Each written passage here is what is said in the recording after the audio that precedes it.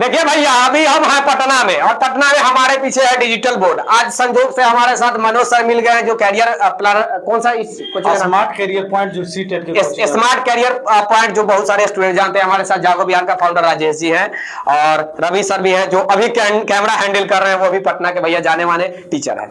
मैं ये चीज इसलिए बता रहा हूं कि अभी आंदोलन होने वाला है। आज से मैं थोड़ा सा सर समझाने का प्रयास करूंगा, साइड होने का प्रयास कीजिएगा। जो बिहार के नियोजित शिक्षक हैं, बिहार के जो नियोजित शिक्षक है वो आज प्रखंड स्तर पर, आज की मैं बात कर रहा हूं, आज 11 है ना सर, 11 तारीख को, 11 अप्रैल 2023 को मैं ये न्यूज बना रहा हूं। 11 अप्रैल को प्रखंड स्तर पर आंदोलन करने जा रहे हैं नियोजित शिक्षक।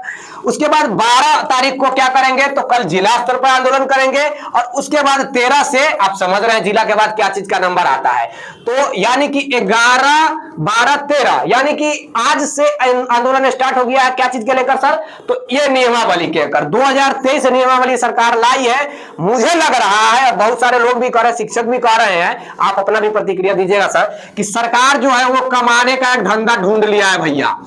कमाने का इसलिए कि एक तो वो ऑफर दे रही है कि हम स्मार्ट सैलरी देंगे और स्मार्ट सैलरी के नाम पर भैया कमाने का वो ऑफर ढूंढ रहे हैं। अपना विचार जरूर दीजिएगा आप मास्टर साहब, ऐसा बोलिए सर। देखिए, ये चीज तो कम से कम विक्की गोयल जी आपको मैं बता देना चाहता हूँ कि ये जो भी आया, हमारा बात हमारे बच्चे को शायद खराब लगे, लेकिन हम इस बात को अवश्य कहेंगे कि सरकार जो भी कदम उठा रही है, ये जो एक सुपर टेट का जो आयोजन किया जा रहा है, ये एक बहुत अच्छी कदम है।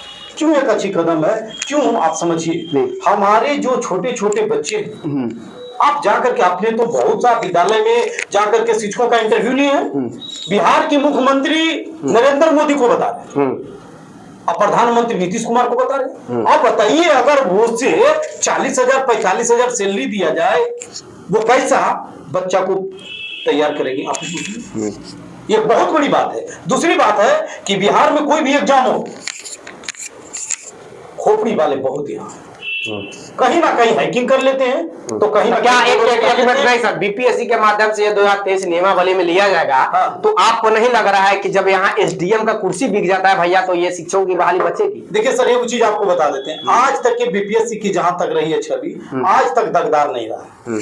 लेकिन अगर कहीं सरकार अगर एग्जाम लेती है, अगर बढ़िया से, अगर कड़ाई से नहीं लेती है, तो फिर मैं बताऊंगा कि 2019। चलिए सर, देखिए सर, देखिए आप लोग यहाँ देखिएगा और सर आप भी सुन लीजिए। आपने बोला कि दागदार नहीं है, अभी कुछ दिन पहले पेपर लीक हुआ था, उसके बाद पेपर को कैंसिल करते हुए दोबारा एग्जाम लिया गया। आप कह रहे हैं बीपीएससी का नहीं बता रहे, बीपीएससी का नहीं हुई है, बाकी और लोगों की नहीं बात बता रहे हैं, बीपीएससी की बात बता रहे हैं कि बीपीएससी की जब भी कभी हुई है तो कार्रवाई उस पर हुई है, ऐसी बात नहीं है। और एक चीज जान लीजिए, 2-4-5% तो रहता ही है, कहीं भी कबाड़ा लोग रहते हैं जो कि निकाल लेते हैं, वो रहता ही है। ऐसा आप नहीं, आप कहिएगा 110% हो जाए। देखिए, बिहार के जितने भी भैया नियोजित शिक्षक हैं, आज से हड़ताल करना स्टार्ट कर दिए। हमने बातें किया, एक चीज मैं मैसेज देना चाहूंगा, बिहार के जो नियोजित शिक्षक है उनके कुछ नेता लोग से हमारी बातें हुई है, तो कह रहे हैं कि भैया हम मानने वाले हैं नहीं, पहली बात। दूसरी बात, हमारी प्राथमिकता है, मैं एक न्यूज वाला भी हूं, तो हमारी प्राथमिकता भी है कि हम अधिकारियों के भी कनेक्ट में रहे, मंत्री के भी कनेक्शन में रहे, कनेक्ट में जुड़े हुए रहे। जब मैं एक अधिकारी के यहाँ जाकर बात करता हूं, जब एक मंत्री के यहाँ जाकर बात करता हूं, तो कहा जाता है कि गुणवत्तापूर्ण शिक्षा देने के लिए भैया हम ये सुधार 2023 नियमावली लाए। तो भैया जब गुणवत्तापूर्ण शिक्षा देने के लिए ये लाए हैं, तो जिस समय 6th फेज की जो बहालियां हुई थी, उस समय आपके दिमाग कहां, घुटने में घुसी हुई थी? क्या आपको नहीं लग रहा है कि एक भाई, मैं 2 भाई हूं सर, रवि सर आप भी बताइए, मैं 2 भाई हूं, मैं अगर इनको हो जाता है नौकरी, डॉक्यूमेंट दिखाओ नौकरी पाओ, और मेरा होता है भैया बीपीएससी वाला लेनवा में मैं खड़ा हो जाता हूं अभी वाला में, तो यही साहब क्या कहेंगे कि विक्की बीपीएससी की तैयारी कर लो, अरे हम तो गंगा निहा चुके हैं भैया, हम तो मास्टर साहब बन चुके हैं। क्या ये नहीं लग रहा है कि ये सही नहीं है? अगर मैं मानता हूं, हम जरा सा एक बार आप सबको अपडेट दे देना चाहते हैं। जैसे अभी विक्की जी बोले, मैंने इन्हीं के चैनल पे इन्हीं को इंटरव्यू लेते हुए देखे। हाँ, क्या चीज का? शिक्षकों का। हाँ, क्या जो भी 6ठी चरण में शिक्षक बहाली हुई है, हाँ, क्या वो गुणवत्तापूर्ण शिक्षक है? देखिए ये उससे पहले जो बहाल हुए, क्या गुणवत्तापूर्ण शिक्षक हैं? उसके लिए भी सरकार ने हथकंडा चलाई है। क्या चलाए हैं कि 3 बार आपको चांस मिला है, अगर आप 3 बार के अंतर्गत अगर क्वालिफाई नहीं किए तो आपको जाना पड़ेगा। हाँ, ये बात हम जरूर करें कि सरकार जो बीपीएससी के अंतर्गत जो लेने की काम कर रही है ना, बीपीएससी के अंतर्गत जो लेने की काम कर रही है, ये चीज में होनी चाहिए कि ये पेपर ऐसा रहे कि जिसमें सिर्फ वही जो मुन्ना भाई है, वो मुन्ना भाई नहीं नहीं, एक मिनट सर, पढ़ाई संबंधित, वो मिनट सर, पढ़ाई संबंधित इसमें पूछा जाना चाहिए। कोई भी शिक्षक है जो वाकई में प्राइमरी के बच्चे को पढ़ाता है, उससे अगर ग्रेजुएशन का बीएससी का प्रश्न अगर पूछा जाएगा तो वो क्या करेगा सर? तो उनके लिए एक सिलेबस निर्धारित किया जाए जो कि ऑलरेडी टीचिंग संबंधित हो, जो ऑलरेडी जिसमें ये चीजें क्लियर होनी चाहिए कि ये बच्चा सीटेट अपने से पास। देखिए एक चीज और बताना चाहूंगा जी, ये नियोजित शिक्षकों से 3 बार एग्जाम लिया जाएगा, 3 बार लिया जाएगा, ध्यान रहिए। और जो नए शिक्षक 7th फेज के अंतर्गत आएंगे उनको कहा जा रहा है, वो भी सोच रहे हैं कि भैया हमरो 3 बार एग्जाम होगा, तो ये एकदम 100% गलत है। उनको लिए 3 बार नहीं है, जो ऑलरेडी बिहार में शिक्षक है उनके लिए 3 बार है कि भैया 3 बार आपका एग्जाम लिया जाएगा, 300 बार में अगर पास नहीं होते हैं तो भैया आप तो गोबर गिजरे लायक हैं। इसमें 3 बार नहीं, 130 बार दिया गया है। सीटेट पास बच्चे कभी भी सुपर टेट बिहार का होगा तो वो उसमें भाग ले सकता है।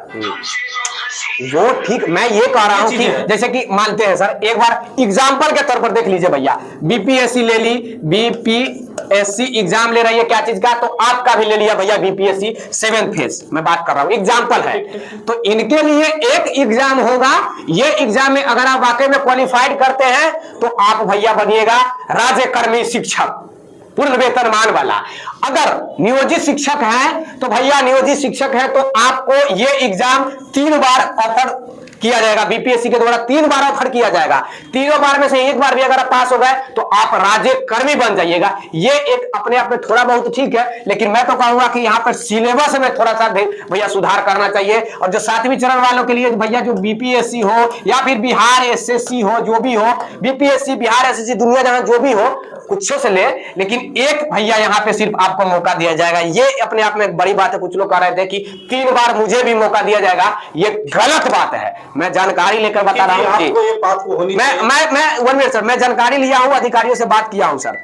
जी बोला जा सर।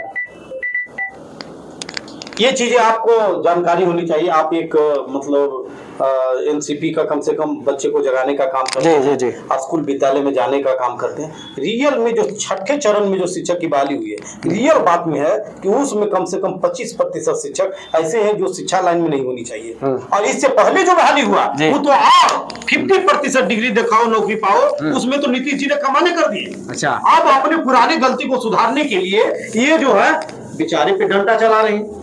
ये बात तो सच है, मैं मानता हूँ। नहीं देखिए सर, ये बात मैं मानता हूँ। देखिए बहुत सारा कंफ्यूजन था। एक मैसेज भी आप लोग के पास मैं दे देना चाहता हूँ। 7वीं चरण कोई बीपीएससी से अभी निर्धारित नहीं है। फिर से मैं यहाँ भी बताना चाह रहा हूँ, बीपीएससी नहीं ले रहा है।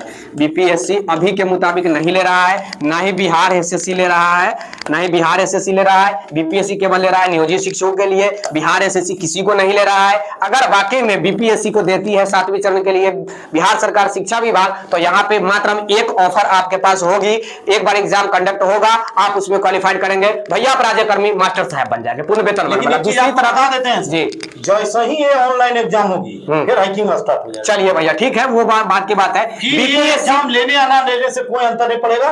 बीपीएससी को दिया जाए और बीपीएससी ऐसे एग्जाम ले कि किसी भी कीमत पे क्वेश्चन लिखना हो और ऑफलाइन एग्जाम लिया जाए। ऑफलाइन, हाँ तब तो हो गया भैया, तब तो खिचड़िया बन जाएगा। आपको लिया जाता है तो हाइकिंग होगी नहीं भैया, तब खिचड़िया बन जाएगा। मेरा विचार है कि भैया एक तो इसमें सुधार करना चाहिए। अगर वाकई में सरकार अगर ढीठ की तरह अगर रहती है तो भैया यहाँ पे आपको थोड़ा सा सुधार इसमें करना चाहिए। अगर ये वाले सुधार नहीं करता चीज और हम आपको बता देते हैं कि सिलेबस इस प्रकार से क्रिएट करना चाहिए कि जो बालक 2019 में सीटेट पास है, आज उसका 4 साल हो गया, पढ़ाई से दूर हो गया भैया। अब 4 साल से हो गया, तो आप इस प्रकार का बनाइए ना कि जो मुन्ना भाई है, जो गलत तरीका से पास हुए हैं सीटेट, वो उसमें क्वालिफाई न कर पाए। अब अगर वो बच्चा बताइए, जैसे अभी आपने बता रहे थे कि एक 53 साल की बेटी है और वो आशा लगा के बैठी, त्रिपुरारी बाबा है, 53 साल उनका है, त्रिपुरारी बाबा का उम्र है, आप समझ सकते हैं बेचारा के। और एक वो चीज बताते हैं जो सेटिंग से बेचारा, उसके लिए रात तो बड़ा बुरा होगा, है ना। इसलिए बाबू मेहनत करो, मेहनत करके आगे बढ़ो, निश्चित तौर पे सफलता मिलेगा, है ना। चलिए भैया एक बार फिर से बीपीएससी के माध्यम से नियोजित शिक्षकों के लिए बिहार एसएससी कोई किसी को नहीं ले रहा है। ये 7वें चरण के लिए नहीं है, ध्यान से सुन लीजिए, ये 7वें चरण के लिए नहीं है। 7वें चरण के लिए आयोग का गठन फिर से किया जाएगा। ये महत्वपूर्ण सूचना आपको मैं बार बार इसलिए बता रहा हूं कि मेरा कॉल हैंग, मोबाइल मेरा मतलब फोन यहाँ टिपते हैं तो वहां टिपा रहा है। कारण इसलिए कि एक फोन आता है, दूसरे होल्ड पे रहता है मेरा सर, और बार बार यही चीज पूछा जा रहा है, क्या सर बीपीएससी से एग्जाम होगा, क्या सर सुपर टेट होता है? तो कोई अभी आयोग निर्धारित नहीं है भैया, सुपर टेट कहिए या फिर कोई आयोग कहिए, निर्धारित अभी नहीं है। जैसे ही निर्धारित होगी आपके पास सबसे पहले यही विक्की भाई आपका पहुंचाने का प्रयास करेगा।